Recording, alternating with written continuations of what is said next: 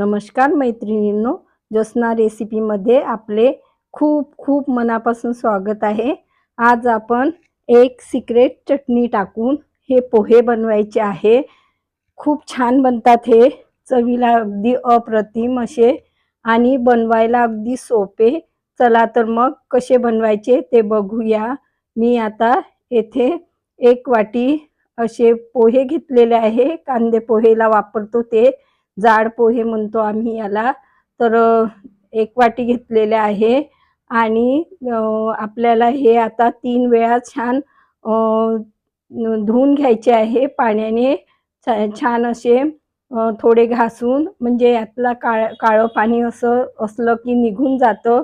बघा, या पद्धतीने छान 3 वेळा धुवून घेतलेले आहे मी आता व्यवस्थित। आता आपलं पाणी काढून घेतलेलं आहे आणि आता आपल्याला हे थोडे 2-3 मिनिटापर्यंत मुरायला ठेवायचे आहे। बघा, मी 2-3 मिनिटानंतर बघा किती छान असे मऊसूद असे भिजलेले आहे आणि मोकळे मोकळे छान असे झालेले आहेत। आता आपण बनवायच्या प्रोसेसकडे वळूया। मी एक कढई ठेवलेली आहे आणि 1 चम्मच तेल गरम करून घेतलेलं आहे। 1 चम्मच जिरं टाकलेलं आहे। जिरं छान तडतडल्यानंतर आता आपल्याला यातनं मी 1 बटाटा सालं काढून असं बारीक म्हणजे काप करून घेतलेलं आहे, चिरून घेतलेला आहे, पाण्यात ठेवलेला आहे, नाहीतर हे काळे पडतात लवकरच, म्हणून पाण्यात ठेवलेलं आहे। आता आपल्याला हे बटाटानं सालं काढून याला आता मी टाकून घेतलेले आहे। छान शिजवून घ्यायचं आहे व्यवस्थित। त्यानंतर 1 कांदा घेतलेला आहे, 4-5 मिरच्या बारीक चिरून घेतलेला आहे, कढीपत्ता आणि टमाटर घेतलेला आहे चिरून मी। तर आता कांदा आणि मिरची यात आपल्याला टाकून घ्यायची आहे। कढीपत्ता आताच टाकत आहे मी, सुरुवातीला टाकला ना तर तो कॅमेरावर उडतो, म्हणून मी आता टाकलेला आहे। आणि हे छान आपल्याला शिजवून घ्यायचं आहे व्यवस्थित, म्हणजे बटाटे वगैरे आपले छान शिजला पाहिजे, म्हणजे तेव्हाच छान आपले पोहे बनतात। तुम्ही उकडलेलेही बटाटा टाकू शकता, परंतु मी कच्चाच टाकलेला आहे। थोडीशी हिंग टाकलेली आहे आणि मी शेंगदाणे हे भाजून ठेवलेले होते, तर ते आता टाकत आहे। तुमचे भाजलेले नसेल तर सुरुवातीला तेलामध्ये टाकायचे, म्हणजे ते तळले जातात।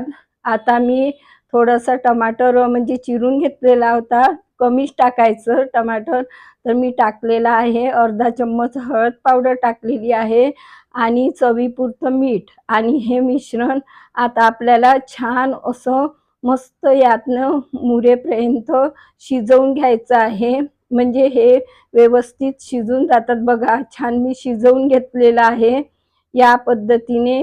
बघा, छान असं म्हणजे आपला बटाटा वगैरे त्यात शिजला पाहिजे। आता मी येथे ना शेजवान चटणी घेतलेली आहे, अंदाजे मी 2 चमचे ही शेजवान चटणी टाकलेली आहे।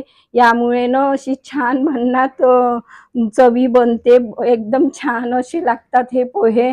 तुम्ही यात तुमच्या आवडीच्या भाज्या वापरू शकता, गाजर वगैरे, मी बटाटाच टाकलेला आहे। आता हे बघा, पोहे आपले छान असे भिजलेले आहे। आता ते आपण टाकून घ्यायचे आणि या मिश्रणामध्ये व्यवस्थित परतवून घ्यायचे आहे। 2-3 मिनिटापर्यंतही याला छान असे मंद हीटवर शिजवायचे, म्हणजे ना ही खूप छान लागतात आणि चवी एकदम मस्त बनते अशी। बघा, छान असे शिजवून घ्यायचे आहे व्यवस्थित परतवून, आणि मस्त म्हणजे शिजले पाहिजे, तेव्हाच हे खूप छान लागतात बरं का।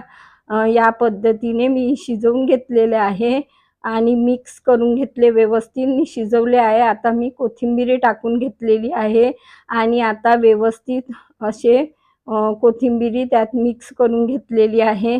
मस्त आपले असे छान पोहे तयार झालेले आहे। भन्नाट असे, चवीला तर खूप छान बनलेले होते, एकदम मस्त। बघा, असे शेजवान चटणीचे पोहे खूपच छान तयार झालेले होते. तर तुम्ही नक्की बनवून बघा. कशी वाटली तुम्हाला माझी पद्धत? नक्की ट्राय करा आणि कमेंट्स करून कळवा. पुन्हा भेटू नवीन व्हिडिओसोबत. तोपर्यंत मस्त राहा, खुश राहा, आनंदी राहा, हेल्दी राहा आणि नवीन नवीन पदार्थ बनवून खात राहा. धन्यवाद.